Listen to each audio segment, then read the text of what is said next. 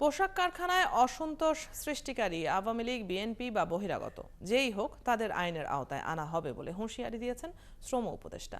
দুর্বৃত্তদের গ্রেপ্তারে আজ থেকেই অভিযান শুরুর ঘোষণা দিয়েছেন তিনি। এদিকে স্বরাষ্ট্র উপদেষ্টা বলেছেন, একদিনে নয়, আস্তে আস্তে পুলিশের ইমেজ উন্নত হবে। অস্ত্র উদ্ধারে চলমান যৌথ অভিযানে ভালো ফল মিলছে বলে জানান পুলিশ প্রধান। সচিবালয়ে এক বৈঠক শেষে তারা কথা বলেন। শারমিন নীরার রিপোর্ট। গেল কদিন ধরে সাভারের আশুলিয়ার পোশাক কারখানায় অসন্তোষ চলছে। নানা দাবিতে সড়ক অবরোধ করে বিক্ষোভ করছে শ্রমিকরা।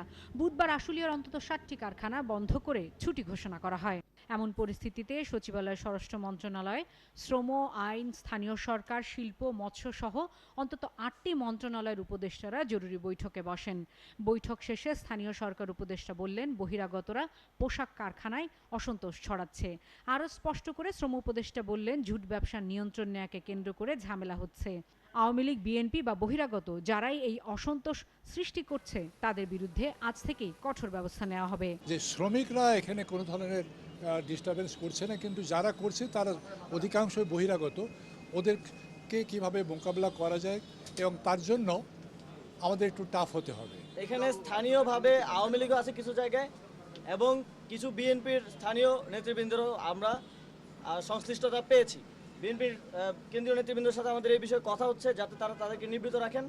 এবং স্থানীয়ভাবে আওয়ামী লীগের অনেকে থাকে না যে স্থানীয় প্রভাবশালী হিসেবে জুট ব্যবসার সাথে জড়িত, এখনও রয়ে গেছে। তাদের বিরুদ্ধে আমরা কঠোর অবস্থানে যাব, এবং অলরেডি আমাদের কাছে যে ইনফরমেশন আছে স্বরাষ্ট্র মন্ত্রণালয়ের কাছে, সেই ইনফরমেশনের ভিত্তিতে তাদেরকে অ্যারেস্ট করা হবে। স্বরাষ্ট্র উপদেষ্টার কাছে প্রশ্ন ছিল, আইন শৃঙ্খলা বাহিনী বিশেষ করে পুলিশের ভাবমূর্তি উদ্ধারে কতদিন লাগবে? আমার কাছে এরকম কোনো কিছু নাই যে আমি একদিনে সব উন্নতি করে ফেলবো।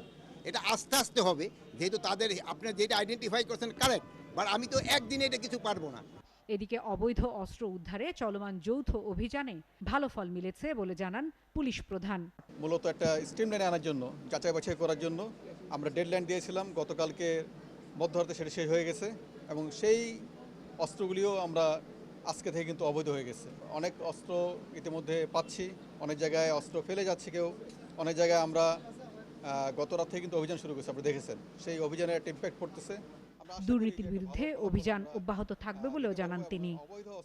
শারমিন মীরা, ৭১, ঢাকা।